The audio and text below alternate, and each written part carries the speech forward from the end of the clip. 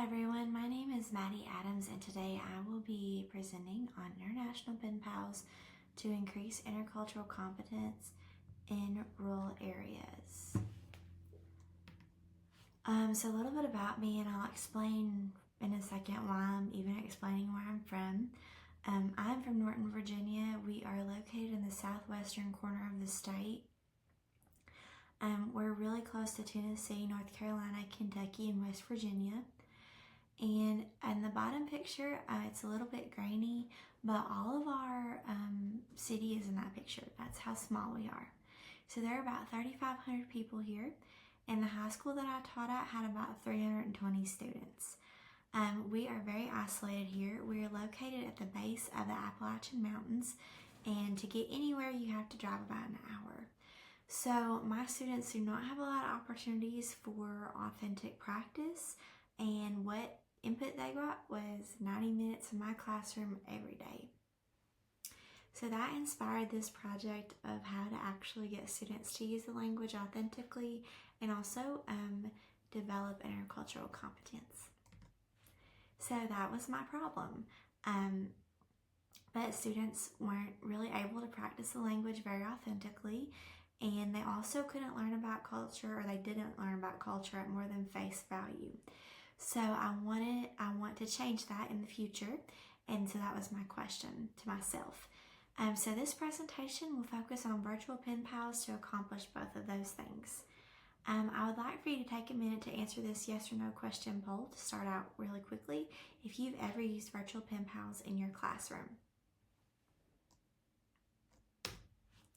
So I have 3 objectives for us today. The first one is that participants are going to be able to create a virtual pen pal activity, which we'll go through the steps to do that. Participants are also going to be able to define intercultural competence, because until FLT817, I was unaware of the concept myself. And the third is that participants are going to be able to decide ways they could use components of intercultural competence in the classroom. So what I mean by that is, while we are going to look at an overall view of an activity, we're going to talk about specific parts of it that we can talk about how we can use them in the classroom specifically. So first, let's define intercultural competence. So cultural knowledge and intercultural competence, which I will call ICC from now on, are kind of different. They are kind of the same, but not the same. So cultural knowledge is knowing about the culture. It's just knowing maybe facts. You can talk about a person in the culture, or you can you just know something about it. Intercultural competence, while I think cultural knowledge is at face value, ICC is a much deeper knowledge base. So this is the act of an interlocutor understanding that their culture is not the only culture. So we've got to decenter ourselves and realize that there's more out there. Practices vary. There's value in every culture. We can use the language to explore the culture, and then we can also involve ourselves in the target culture appropriately while we maintain a sense of understanding of our own culture and how they relate, how they differ, and kind of think about that. So my question also was, why even develop ICC to start with? Well, students need to understand that there's more out there than just teaching face value information. So on the survey now, I have 3 topics that I want you to decide which one you think promotes ICC the most. So after I'd heard about intercultural competence in FLT815, I created a sample activity for it.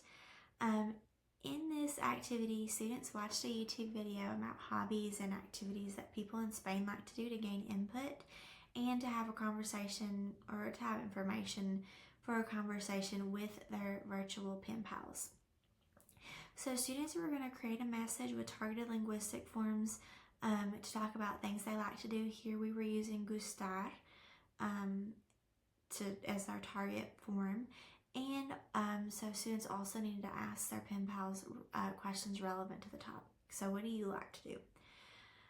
Students then would receive at some point a response, and for students to kind of debrief, I wanted them to create a Venn diagram. So one side was theirs, one side would be their partners, and one side would be, the middle would be the similarities. And then students would share this with the class so everybody's getting a taste of what they've learned. Students finally are going to reflect on what they've learned, and I would give them a writing prompt that included questions about making generalizations, what they learned, how they feel about what they've learned, how they can compare that to what they already knew, etc. So students are really going to start to develop that ICC when we talk about reflection and discussion. So here are just some screenshots of the sample activity I created for this for 815.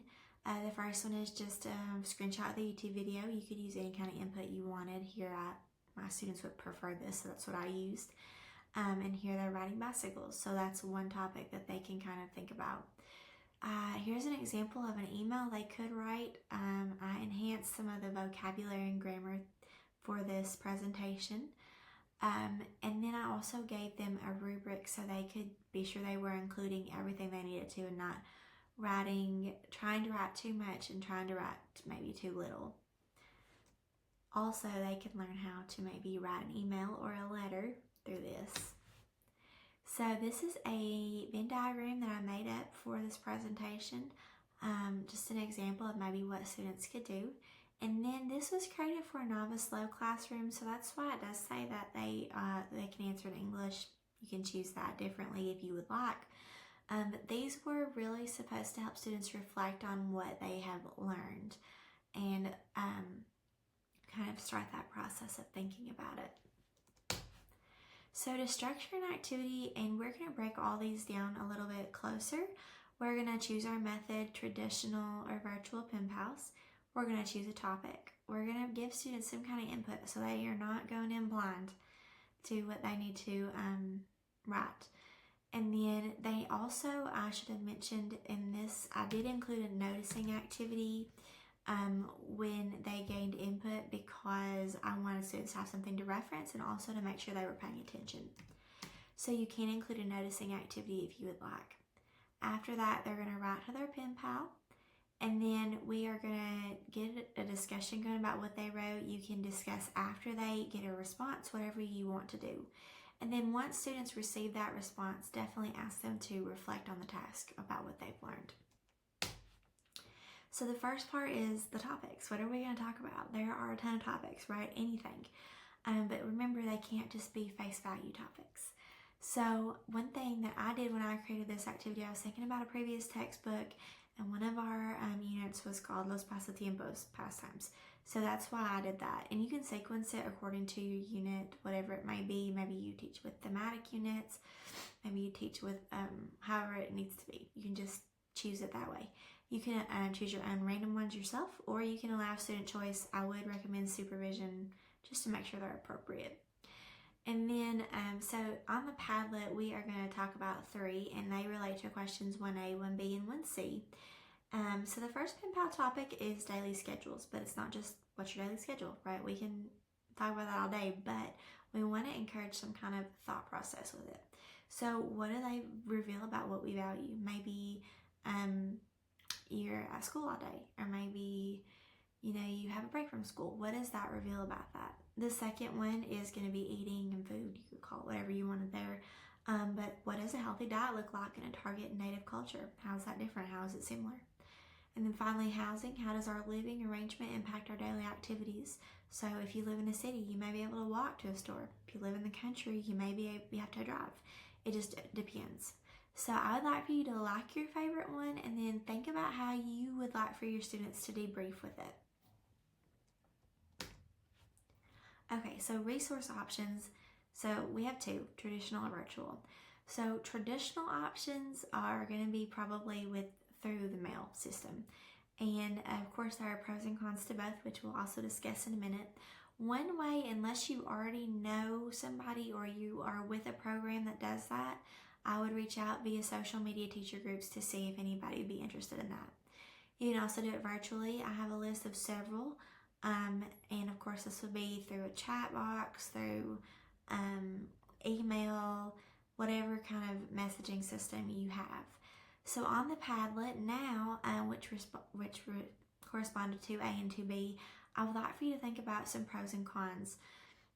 So a con of traditional could be that, it takes too long. A con of virtual could be that there's safety issues. It just really depends on what you prefer for your context. So I'd like for you to explore some of those now.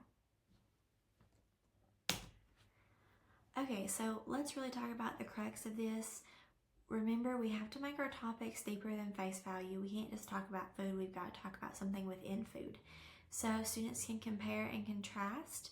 We want to involve them in ideas from the culture so they can get a deeper understanding. This was going to start their ICC process. Next, unless you are just letting your students have free will at this project, you're going to ensure that students are writing in the target language and make sure they're addressing what's agreed upon, which is why I would have given mine a rubric. We want to make sure if you're targeting a form that they're using the form, that they're addressing maybe vocab or a topic or a theme. This is also a great opportunity right now when they write to practice the language authentically and become aware of maybe some thoughts that, oh, this is appropriate to write, or this isn't appropriate to write, or this is how they write this, and this is how I write this. So it gives them an opportunity for that. So also we've got to discuss. This does not have to be some big discussion. It can just be with a partner. You could do it with the student one-on-one. Whatever works for you is what you can do. And this gives you not only quick feedback to say, hey, this is working, or hey, my student didn't do this the way that they needed to, they didn't use what I needed them to. You can kind of get some feedback from that. But also when they talk about things, they really start to discuss information and learn a lot of things. Finally, they have to reflect about the differences and similarities, things they are not expecting. So they become aware of a lot when they reflect because they're having to think about what they learned. And really, we start to develop the ICC with reflection. So feedback is also important, right? Especially if you are doing this formally, it's going to be really important. If you're not, it's still important because we have to make sure that students are actually developing and learning about ICC, right? We can't just pretend like they are. So it doesn't have to be formal. If you're using this as a formal project, that's great. It can be informal too. You can include conversations like discussions. You could do discussion boards. You could do written reflections. They could do exit tickets with it. Whatever works for you that you like to do feedback, it can be adapted to ICC learning. So on the Padlet, which this will respond to question 3, what types of feedback you feel like you might use in your class? So to recap, this was targeted for rural areas because that was my teaching context, and it probably will be my teaching context again in the future. But it doesn't have to be. This could be for urban areas. It can be for any language. Of course, I use Spanish, but you can use anything that you want. This can be any level. Mine was for novice low. If you have an intermediate high group, you could probably use the target language the whole time. Whatever works best for you in any context that you're in, this can be used for. Just keep in mind about security measures and things that you might need to run through your administration first.